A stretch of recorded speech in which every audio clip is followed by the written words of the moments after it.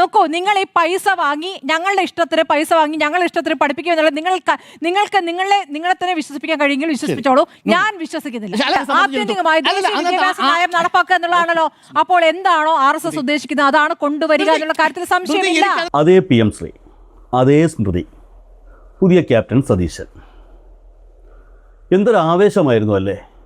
PM Shri പദ്ധതി എന്ന് കേട്ടപ്പോൾ തന്നെ RSS അജണ്ട, കാവ്യവൽക്കരണം, കേന്ദ്രത്തിൻ്റെ അടിമത്തം എന്നൊക്കെ പറഞ്ഞ് ചാനൽ സ്റ്റുഡിയോയിലിരുന്ന് തൊണ്ട പൊട്ടിയിരുന്ന റിപ്പോർട്ടർ TVയിലെ സ്മൃതി പരുത്തിക്കാടിൻ്റെ കാര്യമാണ് പറഞ്ഞത്. അന്ന് LDF സർക്കാർ ഈ പദ്ധതിയെക്കുറിച്ച് ആലോചിച്ചപ്പോൾ തന്നെ ആകാശമിടിഞ്ഞു വീഴാൻ പോകുന്നു എന്ന് പറഞ്ഞവരാണ് ഇവർ. എന്നാൽ കാലം കാത്തുവച്ച ഒരു കാവ്യനീതിയുണ്ട്. അന്ന് ഏത് പദ്ധതിയെയാണോ സംഘപരിവാർ അജണ്ട എന്ന് വിളിച്ച് സ്മൃതി ഏറ്റവും കൂടുതൽ വിമർശിച്ചത്, ഇന്ന് അതേ പദ്ധതിയെ സ്മൃതി ഏറ്റവും കൂടുതൽ പിന്തുണയ്ക്കുന്ന സ്മൃതിയുടെ സ്വന്തം കോൺഗ്രസ് പാർട്ടിയുടെ മുഖ്യമന്ത്രിയായ സാക്ഷാൽ VD സതീശൻ കേരളത്തിൽ നടപ്പിലാക്കാൻ പോവുകയാണ്. അതിലും വലിയ കോമഡി എന്താണെന്നറിയാവോ? VD സതീശൻ ഈ സംഘപരിവാർ പദ്ധതി നടപ്പിലാക്കുന്നു എന്ന ആ വാർത്ത സ്വന്തം ചാനലിൽ ഇരുന്ന് വായിക്കേണ്ടി വന്ന സ്മൃതിയുടെ ആ ഗതികേടുണ്ടല്ലോ. PM ശ്രീ പദ്ധതിയുമായി മുന്നോട്ട് പോകാനാണ് സംസ്ഥാന സർക്കാരിന്റെ തീരുമാനം. ആ വാർത്ത വായിക്കുമ്പോൾ അവരുടെ മുഖത്തുണ്ടായിരുന്ന ഭാവമെല്ലാം സാധാരണ പോലെയാണെങ്കിലും മനസ്സിലുണ്ടായിരുന്ന വികാരം എന്തായിരിക്കും? അയ്യോ, അത് കാണേണ്ടത് തന്നെയായിരുന്നു. ഇരട്ടത്താപ്പിന് സ്വർണ്ണ മെഡൽ കൊടുക്കുകയാണെങ്കിൽ അത് ഇവർക്ക് തന്നെ കൊടുക്കേണ്ടി വരും. അല്ല, നമ്മളിപ്പോൾ നിർബന്ധിതരായിരിക്കുകയാണ്. നമ്മൾ ഗവൺമെന്റ് സൈൻ ചെയ്തു പണം വാങ്ങിച്ചു കഴിഞ്ഞു. ഇപ്പോൾ PM ശ്രീ പദ്ധതിയിൽ സംസ്ഥാന സർക്കാർ അംഗമാണ്. കേരള എഗ്രിമെന്റ് ഒപ്പുവെച്ചു. അതിന്റെ ഭാഗമായി പണം വാങ്ങിച്ചു. കണ്ടില്ലേ കേരളത്തിൻ്റെ പുതിയ മുഖ്യമന്ത്രിയുടെ ന്യായീകരണം?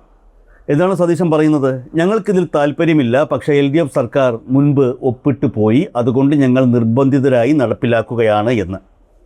ഈ ന്യായീകരണം കേൾക്കുമ്പോൾ സാമാന്യ ബോധമുള്ള ഏതൊരു മലയാളിയും ചോദിച്ചു പോകും, അപ്പോൾ ഈ കോൺഗ്രസിന് സ്വന്തമായിട്ട് ഒരു നിലപാടുമില്ലേ എന്ന്.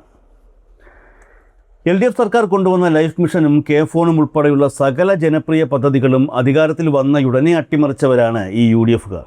എന്നാൽ കേന്ദ്രത്തിൽ നിന്നുള്ള 1200 കോടി രൂപയുടെ ഫണ്ട് കണ്ടപ്പോൾ മാത്രം കോൺഗ്രസിൻ്റെ മതേതരത്വവും RSS വിരുദ്ധതയും എങ്ങോട്ടോ പോയി മറഞ്ഞു. ഇനി സതീശൻ പറയുന്ന ആ വലിയ നുണയുണ്ടല്ലോ, മുൻ സർക്കാർ ഒപ്പിട്ടു പോയി, ഞങ്ങൾക്ക് വേറെ വഴിയില്ല എന്ന്. സതീശനായാലും കോൺഗ്രസ് ആയാലും നുണ പറയുമ്പോൾ കുറച്ചൊക്കെ വിശ്വസനീയമായ രീതിയിൽ പറയണം. കാരണം നിങ്ങളുടെ ഈ നുണക്കോട്ട പൊളിച്ചെടുക്കാനുള്ള തെളിവ് പുറത്തുവിട്ടത് മറ്റാരുമല്ല, അതേ സ്മൃതി പരുത്തിക്കാട് പണിയെടുക്കുന്ന റിപ്പോർട്ടർ TV തന്നെയാണ്. അന്നത്തെ ഉന്നത വിദ്യാഭ്യാസ സെക്രട്ടറി K. വാസുകിയാണ് കേന്ദ്ര വിദ്യാഭ്യാസ മന്ത്രാലയത്തിന് കത്തയച്ചത്. ആ കത്തിൽ പറയുന്നത് PM ശ്രീ നടപ്പാക്കുന്ന കാര്യത്തിൽ സംസ്ഥാനത്തിന് ആശങ്കകളുണ്ട്. ഇതാ നോക്കൂ ഈ കത്ത്. 2025 നവംബർ 12 ഉന്നത വിദ്യാഭ്യാസ സെക്രട്ടറി K. വാസുകി കേന്ദ്രത്തിന് അയച്ച കത്താണിത്. കഴിഞ്ഞ LDF സർക്കാർ തുടക്കത്തിൽ ഈ പദ്ധതിയിൽ ഒപ്പുവെച്ചത് വലിയ വിവാദമായപ്പോൾ CPI ഉൾപ്പെടെയുള്ള ഘടകകക്ഷികൾ ശക്തമായി എതിർത്തപ്പോൾ ഇടതുപക്ഷം എടുത്ത ഒരു കൃത്യമായ നിലപാടുണ്ട്. PM ശ്രീ നടപ്പിലാക്കുന്ന കാര്യത്തിൽ സംസ്ഥാനത്തിന് ആശങ്കകളുണ്ട്. അത് പരിശോധിക്കാൻ ഒരു മന്ത്രിസഭാ ഉപസമിതിയെ നിശ്ചയിക്കുന്നു. ആ ഉപസമിതിയുടെ റിപ്പോർട്ട് വരുന്നതുവരെ ഞങ്ങൾ PM ശ്രീ പദ്ധതിയുമായി മുന്നോട്ട് പോകില്ല എന്ന് അസന്നിഗ്ധമായി കേന്ദ്രത്തെ അറിയിച്ച കത്താണിത്. മാത്രവുമല്ല, ഈ പദ്ധതിക്കായി കേരളം 1 രൂപ പോലും മുൻകൂറായി കേന്ദ്രത്തിൽ നിന്ന് വാങ്ങിയിട്ടുമില്ല എന്ന് മുൻ വിദ്യാഭ്യാസ മന്ത്രി B. ശിവൻകുട്ടി കൃത്യമായി വ്യക്തമാക്കിയിട്ടുമുണ്ട്. സുപ്രീം കോടതിയിൽ വരെ സംസ്ഥാനം ഈ നിലപാട് അന്ന് സത്യവാങ്മൂലം നൽകിയതാണ്. എന്നിട്ടാണ് മുഖ്യമന്ത്രി കസേരയിൽ ഇരുന്ന് VD സതീശൻ യാതൊരു ഉളുപ്പുമില്ലാതെ പച്ചക്കള്ളം പറയുന്നത്. LDF ഒപ്പിട്ടു പോയി, അതുകൊണ്ട് ഞങ്ങൾ നടപ്പിലാക്കുന്നു എന്ന്. 1200 കോടി രൂപ കിട്ടുമെന്ന് കണ്ടപ്പോൾ കേരളത്തിൻ്റെ മതേതര പാഠ്യപദ്ധതിയെ സംഘപരിവാറിൻ്റെ കാൽക്കീഴിൽ അടിയറവ് വയ്ക്കാൻ തീരുമാനിച്ചത് UDF സർക്കാരാണ്, VD സതീശനാണ്. അതിൻ്റെ പഴി LDFിൻ്റെ തലയിൽ കെട്ടിവെച്ച് വിശുദ്ധനാകാൻ നോക്കണ്ട. മാധ്യമ ധാർമ്മികതയുടെ അവസാനത്തെ വാക്കായി സ്വയം ചമയുന്ന സ്മൃതി പരുത്തിക്കാട്. LDF സർക്കാർ ഈ പദ്ധതിയുമായി ബന്ധപ്പെട്ട് പ്രാഥമികമായ ചർച്ചകൾ നടത്തിയപ്പോൾ തന്നെ ചാനൽ സ്റ്റുഡിയോയിൽ എന്തായിരുന്നു ഇവരുടെ പ്രകടനം? കേരളത്തിൻ്റെ പാഠപുസ്തകങ്ങളിൽ സവർക്കറും ഗോൾവാൾക്കറും വരും, SCERTക്ക് പകരം NCERT വരും, കേരളത്തിലെ കുട്ടികളെ കേന്ദ്രം ഹൈജാക്ക് ചെയ്യും എന്നൊക്കെ പറഞ്ഞ് നെടുനീളൻ ലേഖനങ്ങളും 1 മണിക്കൂർ നീളുന്ന പ്രൈം ടൈം ചർച്ചകളും നടത്തിയ സ്മൃതിയെ നമ്മൾ കണ്ടതാണ്. കേന്ദ്രത്തിൽ നിന്ന് പണം വാങ്ങി നമ്മുടെ ഇഷ്ടത്തിന് സിലബസ് ഉണ്ടാക്കാമെന്ന് അന്ന് LDF പറഞ്ഞപ്പോൾ സ്മൃതി അതിനെ പുച്ഛിച്ചു തള്ളി. ഞാൻ വിശ്വസിക്കില്ല എന്ന് മുഖത്തടിച്ചു പറഞ്ഞു. എന്നാൽ ഇന്നെന്ത് സംഭവിച്ചു? VD സതീശൻ കൃത്യമായി പറയുന്നു, ഞങ്ങൾ PM ശ്രീ നടപ്പിലാക്കാൻ പോവുകയാണ്, ഇളവുകൾ കിട്ടുമെന്ന് ഞങ്ങൾ വിശ്വസിക്കുന്നു എന്ന്. സതീശൻ ഈ അസംബന്ധം പറയുമ്പോൾ സംഘപരിവാർ പദ്ധതിക്ക് കേരളത്തിൽ പച്ചക്കൊടി കാണിക്കുമ്പോൾ സ്മൃതിയുടെയും റിപ്പോർട്ടർ ടിവിയുടെയും തൊണ്ടയിൽ എന്താണ് കുരുങ്ങിക്കിടക്കുന്നത്?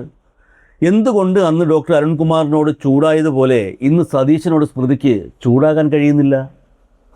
ഉത്തരം വളരെ ലളിതമാണ്. LDF ചെയ്താൽ അത് ഫാസിസം, കോൺഗ്രസ് ചെയ്താൽ അത് ഫെഡറലിസം. ഇതാണ് കേരളത്തിലെ വലതുപക്ഷ മാധ്യമങ്ങളുടെ, പ്രത്യേകിച്ച് സ്മൃതിയെ പോലെയുള്ള മാധ്യമപ്രവർത്തകരുടെ യഥാർത്ഥ മുഖം. PM ശ്രീ പദ്ധതിയിൽ എന്തൊക്കെ അപകടങ്ങൾ ഉണ്ടെന്നന്ന് വാചാലയായ അതേ സ്മൃതിക്ക് സതീശൻ ആ പദ്ധതി സംസ്ഥാനത്ത് നടപ്പിലാക്കുമെന്ന് പ്രഖ്യാപിച്ച വാർത്ത വെറുതെ തലകുനിച്ച് വായിച്ചു പോകേണ്ടി വന്നു. താൻ ഇത്രത്തോളം ന്യായീകരിക്കുന്ന കോൺഗ്രസ് പാർട്ടി BJPയുടെ B ടീമായി മാറുന്നത് നിസ്സഹായതയോടെ നോക്കി നിൽക്കേണ്ടി വരുന്ന ആ മാധ്യമപ്രവർത്തകയുടെ മാനസികാവസ്ഥ ഒന്ന് ആലോചിച്ച് നോക്കൂ. കോൺഗ്രസിൻ്റെ ഈ തീരുമാനത്തിലൂടെ കേരളത്തിന് നഷ്ടപ്പെടാൻ പോകുന്നത് എന്താണെന്ന് നിങ്ങൾക്കറിയാമോ? കേവലം കുറച്ച് ഫണ്ടിന് വേണ്ടി കേരളം ഇത്രയും കാലം കാത്തു സൂക്ഷിച്ച ശാസ്ത്രീയവും മതേതരവുമായ വിദ്യാഭ്യാസ സമ്പ്രദായത്തെയാണ് UDF കാറ്റിൽ പറത്തുന്നത്. ഇന്ത്യൻ നോളജ് സിസ്റ്റം എന്ന പേരിൽ NEP മുന്നോട്ട് വയ്ക്കുന്ന അജണ്ടകൾ വളരെ വ്യക്തമാണ്. ഡാർവിൻ്റെ പരിണാമ സിദ്ധാന്തവും മുഗൾ ചരിത്രവും കമ്മ്യൂണിസ്റ്റ് പ്രസ്ഥാനങ്ങളുടെ ചരിത്രവും എല്ലാം NCERT സിലബസിൽ നിന്ന് വെട്ടിമാറ്റപ്പെട്ടത് നാം കണ്ടതാണ്. ഈ PM ശ്രീ സ്കൂളുകൾ സംസ്ഥാനത്ത് വരുന്നതോടെ ആ വെട്ടിമാറ്റപ്പെട്ട സിലബസ് കേരളത്തിലും അടിച്ചേൽപ്പിക്കപ്പെടും. അന്നൊക്കെ ഈ മാറ്റങ്ങളെ ഏറ്റവും കൂടുതൽ എതിർത്തത് കേരളത്തിലെ ഇടതുപക്ഷ സർക്കാരായിരുന്നു. കേന്ദ്രം ഫണ്ട് തടഞ്ഞു വച്ച് ശ്വാസം മുട്ടിച്ചപ്പോഴും പുതിയ പാഠപുസ്തകങ്ങൾ സ്വന്തമായി ഇറക്കി ഫാസിസത്തോട് പോരാടിയ ചരിത്രമാണ് കേരളത്തിനുള്ളത്. എന്നാൽ ആ പോരാട്ട വീരത്തെയാണ് ഒറ്റയടിക്ക് 1200 കോടിയുടെ പേരിൽ VD സതീശനും കൂട്ടരും അടിയറ വച്ചിരിക്കുന്നത്. ഞങ്ങൾ സിലബസിൽ മാറ്റം വരുത്തില്ല എന്ന് കേന്ദ്രത്തോട് ഇളവ് ചോദിക്കുമെന്നാണ് സതീശൻ പറയുന്നത്.